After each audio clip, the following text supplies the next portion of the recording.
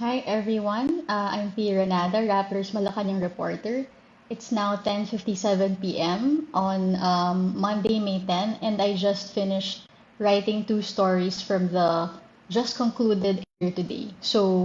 I'm here to recap for you what happened in the meeting. Two things, no, two major siguro divisions of what were talked about. Number one, of course, is pandemic response. So alam naman natin na yung weekly addresses na to, which take place every Monday, are usually always supposed to be about the COVID-19 response of the government. But a second part of also was about, sorry, medyo mabagal yung internet. But yeah, yung second part of the meeting was really about the West Philippine Sea issue. And alam naman natin that recently the president challenged retired Supreme Court Justice Antonio Carpio to a debate which Duterte eventually backed out from and designated his spokesman, Secretary Harry Roque, to represent him in a debate which has yet to happen. So during this pandemic public address, in-address ni Duterte yung ganong issue, yung ganong controversy na nag-back out siya and bakit daw hindi siya pumayag sa debate, bakit siya nag-designate and sinagot na rin yung mga, well, trinayang, nag-attempt silang magsagot ng other controversies and criticisms about yung kanyang West Philippine Sea response. So, yung bago dito sa meeting ngayon is nag-appear yung dalawang cabinet members na alam naman natin hindi usually dumadalo sa mga ganitong meetings because the meetings nga are mostly about pandemic response. And for the first time ever, or very rare, we actually saw Foreign Secretary Theodore Locsin Jr. and Chief Presidential Legal Counsel Salvador Panelo speak during this meeting. And in fact, they were asked to speak by Duterte, specifically about the West Philippine Sea debate. So obviously, it was an address that was also that was devoted to the criticisms on the China policy of the president. So what happened there?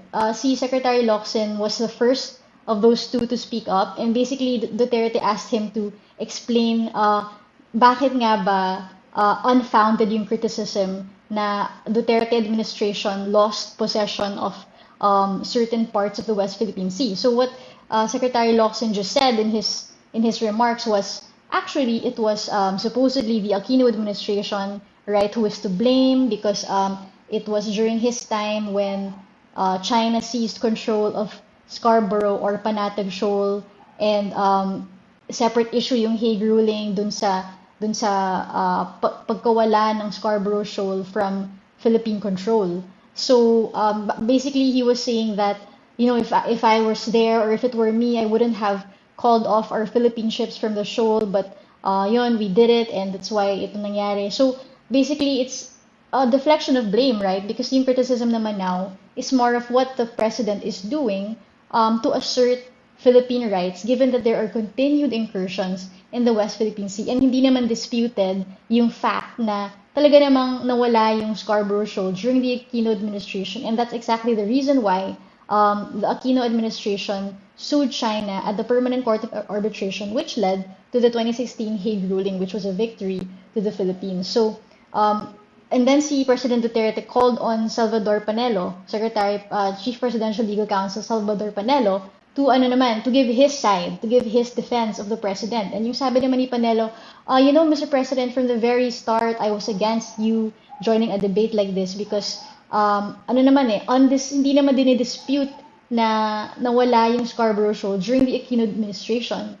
And it's really ironic because that's just what Locsin said, that hindi nga dinidispute. So, yung point ni Panelo, bakit pa magkaka-debate when hindi naman hindi naman siya in dispute, hindi naman siya pinag-aawayan.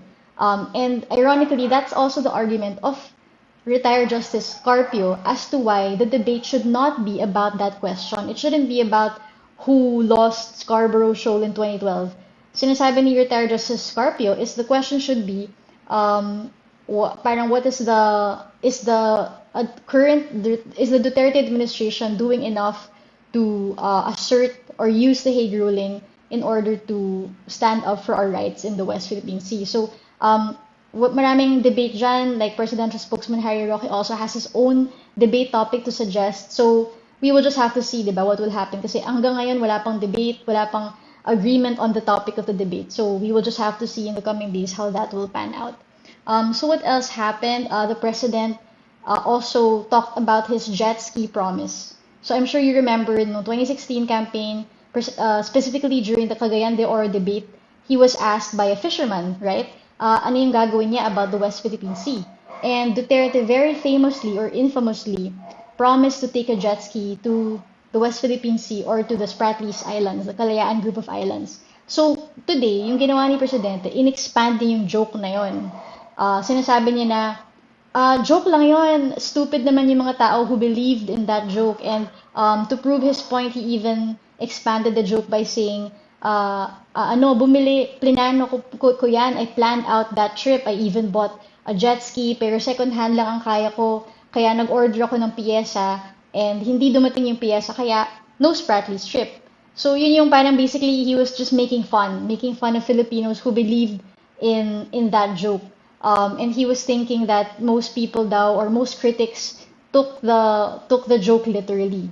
But of course, that's not really the case, right? I mean, there are also people who took it as a metaphor, yes, but as still a sign that he was going to assert the Philippine rights to China despite China's military might. So then Duterte also said during the address na hindi naman daw siya takot sa debate. It's just that yung mga sasabihin niya baka mag-bind dun sa government to do certain things that it would not have otherwise done. So basically, he was echoing what his cabinet members were supposedly telling him as good reasons to just back out.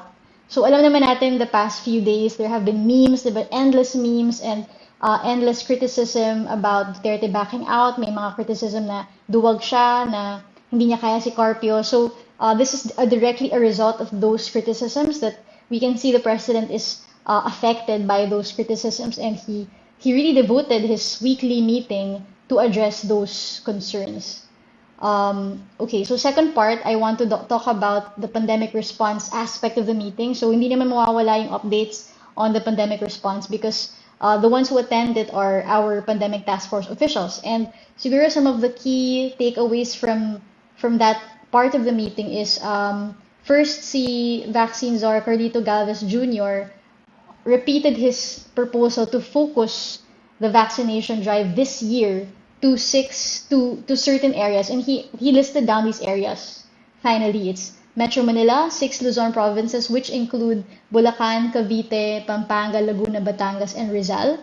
So, and then Metro Cebu and Metro Davao. So, sa computation ni Secretary Galvez, 83.8 million people comprise these areas. And so the target this year is to vaccinate at least 70% of that population, which is equivalent to 58.7 million. So, sinasabi niya, hopefully we will have a better Christmas this year. If we vaccinate just these areas, then baka kaya siya. And this is directly a result of the very tenuous supply reality of the vaccines now, right? We know that India is facing a surge, and India is the largest vaccine manufacturer in the world, and they have to focus all of their supply on their population. Hence, diba, we don't have certainty yet of a lot of the vaccines we've ordered. So, binaba ng gobyerno yung kanilang target this year because of that. Other things was si DILG Secretary Eduardo Año said that 82% of the 23 billion cash aid for low-income persons during the MECQ have already been distributed to beneficiaries. And then ever since Duterte's order to arrest people for not wearing their mask properly, 904 people have already been arrested, and this is out of a total of 18,862 such violations. But the rest of those violations were punished through warning, fines, or order to do community service. So yun yung mga major developments from the pandemic side. That is all that I will report to you tonight, and we will see tomorrow. There's a Malacanang press briefing. I'm sure this will come out again. So thank you for joining Rappler Recap. I hope that was useful for you. Good night.